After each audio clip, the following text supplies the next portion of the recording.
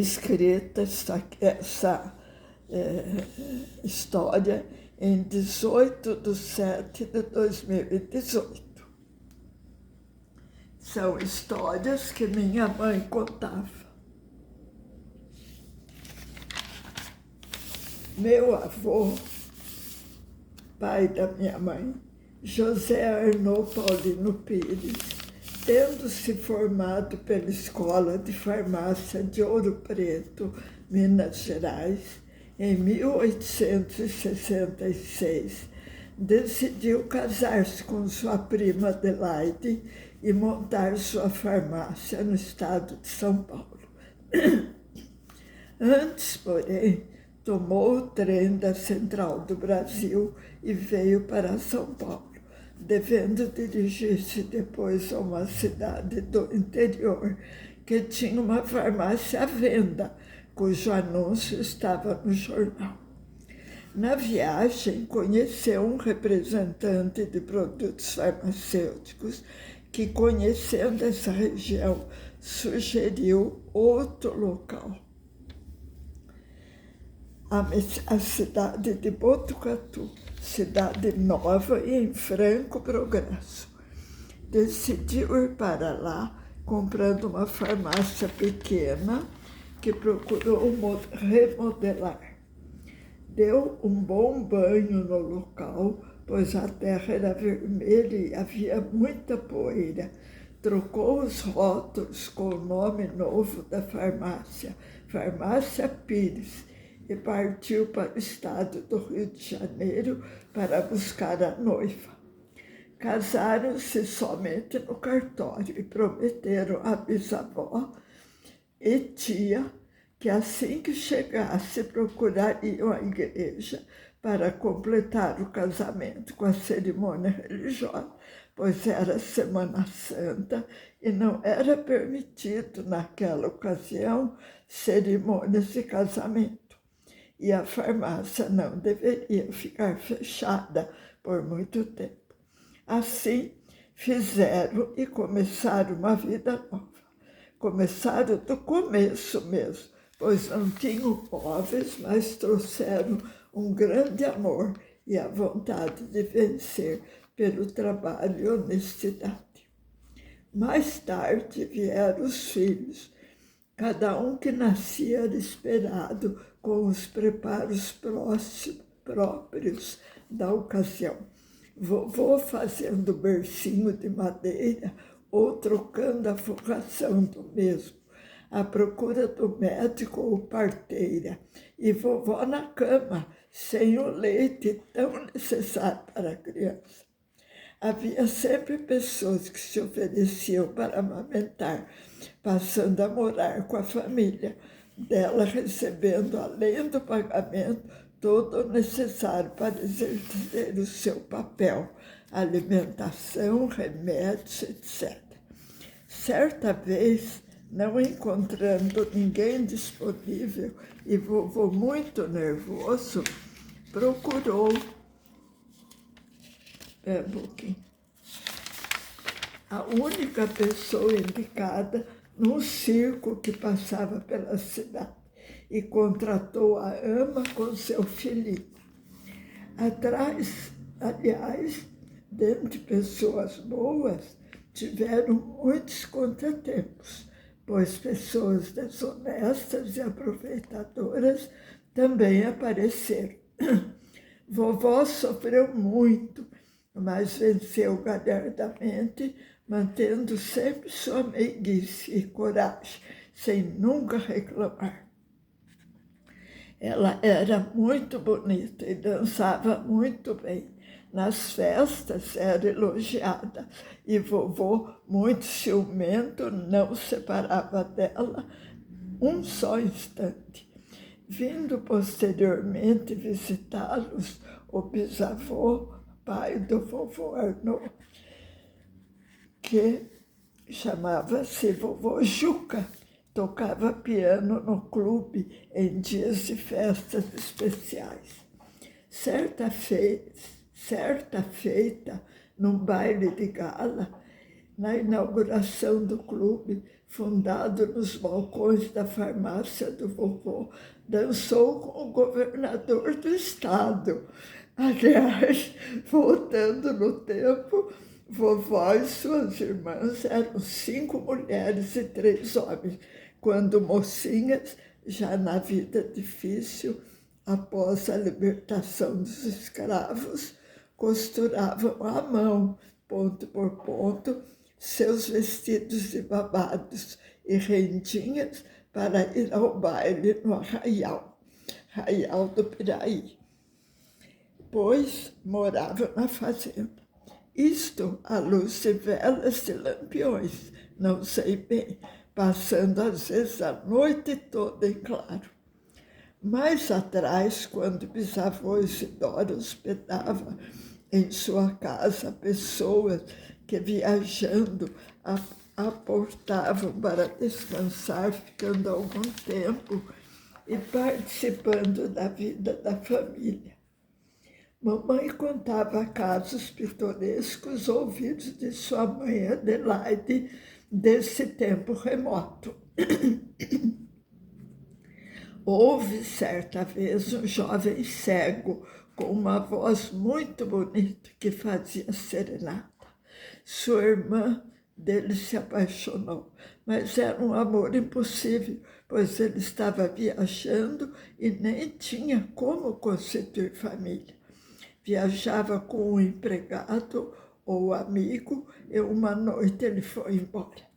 Tempos mais tarde, ela se casou e foi morar na beira da estrada, onde possuía um armazém de secos e molhados. Certa noite, alguém bateu à porta e pediu para comprar alguma coisa para alguém que viajava. E após ter sido atendido, partiu cantando uma linda canção bem conhecida que apertou o coração de quem a ouviu. Era ele, o médico francês homeopata, já velhusco, solteirão, com uma barba comprida, hospedou-se em casa do bisavô. E lá ficou vários meses. Era o doutor Felipe. Bisavô Isidoro dizia a ele: corta essa barba, Felipe. Ele dizia: não, senhor, está bem assim, deixa estar. Certa vez, ao fechar seu baú, contendo seus pequenos frascos de remédios, não percebeu que sua barba estava presa, mas não teve dúvidas. Tomou seu canivete e cortou a barba, deixando uma boa parte dentro. Coitado, acabou com a sua barba parada. Ele não tinha família no Brasil e vivia de clinicar pelas fazendas, hospedando-se aqui e ali. A bisavó aprendeu com ele a curar. Lia muito seus livros de indicações dos remédios trazidos no baú. Assim, iam aliviando as dores de amigos, empregados e vizinhos da redondeza.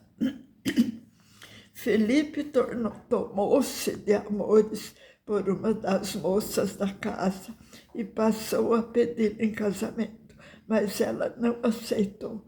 Ele dizia: vós quereis ser minha mulher? E ela respondia: não, senhor doutor. Terminava ele de dizer: eu podia remediá-la avec uma dose de pulsatila. E todos riam do encabulamento da irmã de vovó. Todos o tratavam muito bem, gostavam dele e o bisavô não o impedia que tivesse seus pacientes e os tratasse. Tornou-se o médico da família. Certo dia, montando em seu cavalo, seguiu seu caminho, levando seu baú. Despediu-se, prometendo voltar um dia. Passaram-se alguns meses e veio a notícia de que ele fora encontrado morto à beira da estrada. Bisavô cuidou do seu sepultamento e os seus pertences ficaram à espera de algum parente. Não aparecendo ninguém, vovó passou a usar os remédios e o que aprendera deles para curar as dores de quem precisasse. E ela saía muitas vezes à noite para atender algum chamado. Eram todas as filhas do capitão Isidoro muito bonitas e toda a redondeza as admirava. Não só pela beleza, mas também pela educação e cultura esmeradas, pois eram contratados professores que vinham ensinar na fazenda e aí moravam lá por algum tempo. Elas tocavam piano muito bem. Vovó Adelaide, já com idade avançada, não tendo piano há muitos anos, tocou em casa de amigos em Avaré, uma peça muito bonita e muito difícil, conhecida na época com o título de Cavalaria Rusticana. Foi muito admirada, pois tocou de cor e muito bem. Sempre a admirei muito. E sendo a neta mais nova, pouco convivi com ela. Faleceu quando eu estava com 5 anos, mas guardei dela uma grande lembrança do seu carinho e amor por nós. Mamãe contava coisas da infância de sua mãe, que foi morar na casa dos avós dela, que tinham padaria no Arrozal do Piraí, no Rio de Janeiro, para frequentar a escola. Já ela ia com a escrava pajem, pois uma menina não saía à rua sozinha. Era peralta e voluntariosa. Queria levar a sombrinha da avó, que era mais bonita, e não ir com a pajem de sombrinha preta maior. Sua avó repreendia, mas acabava fazendo-lhe os gostos. Suas irmãs a protegiam e mimavam, por ser a caçula das meninas. A avó chamava de Dilade, na sua pronúncia da terra, pois era portuguesa. Na hora do lanche, havia pães, bolos e uma rosca para cada uma. Vovó de olho para querer a maior, e a ela davam sempre a menor, e ela, como xoxo, resmungava. Mas a avó resolvia logo, dizendo: fica com essa mesmo, tu és menor, tem a rosca menor.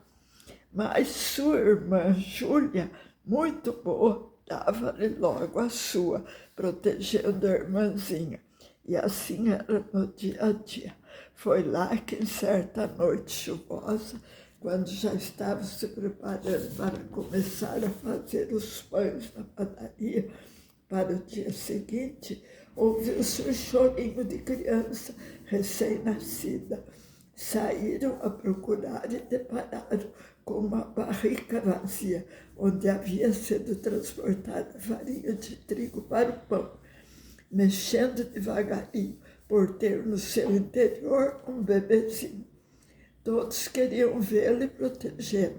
Levando para a avó, ela e seu marido disseram: se puserem na nossa porta, será bem-vinda. E chamou-se Bem-vinda aquela meninazinha. E tia Bem-vinda passou a fazer parte da família como adotiva, embora alguns rumores furtivos dissessem que era mesmo da família, porém as ocultas. Para muitos anos depois, vovó Adelaide e suas irmãs, ainda solteiras, precisaram ajudar no sustento da família, pois as finanças estavam muito prejudicadas, como de todo fazendeiro da época após a abolição. Costuravam para a vizinhança, faziam doces e quitandas para vender em tabuleiros, pelas escravas que já eram libertas, mas permaneceram com a família. Bisavô era senhor de muitos escravos, mas nunca fez qualquer ato de violência ou maltrato a nenhum deles, Era justo e bom e muito estimado. Havia os de dentro que cuidavam do serviço da casa, cozinhando e lavando as roupas. Os demais trabalhavam na lavoura. Tinham suas dependências, como era o costume, dando suas festas, com outros da vizinhança, também escravos, que vinham. Às vezes havia namoro e pediam para casar. Certa vez um deles fugiu como escrava da fazenda vizinha e o dono ficou furioso. Era um senhor muito mau, detestado por todos. Capitão Isidoro, o pivô, conversou e depois de muito esforço comprou a moça para acertar as coisas. Por ocasião, como ele era bom, por ocasião da abolição, chamou todos na frente da casa com a família ao lado, participando que todos estavam livres, que daquele momento em diante podiam ir embora para trabalhar onde quisessem. Aqueles que ficassem teriam seu salário, como a lei mandava, mas que com muitos não podiam ficar, pois não tinham como arcar com tantas despesas. Ninguém queria ir, pedindo para ficar somente pela comida, pois eram felizes ali. Somente alguns saíram. Entre eles havia um de má índole, que mais tarde ficou cego e voltou. Apesar de ter causado alguns aborrecimentos, foi acolhido e morava num ranchinho, costurando sacos para condicionar o feijão e o milho. Enfiava agulhas com rapidez e costurava, mesmo quase sem enxergar. Tornou-se bom, leal e contava suas histórias das suas andanças. Enfim, foi um orgulho para todos os que conheceram a família do capitão Isidoro e puderam usufruir de toda a sua bondade e justiça convivendo com eles. Fim.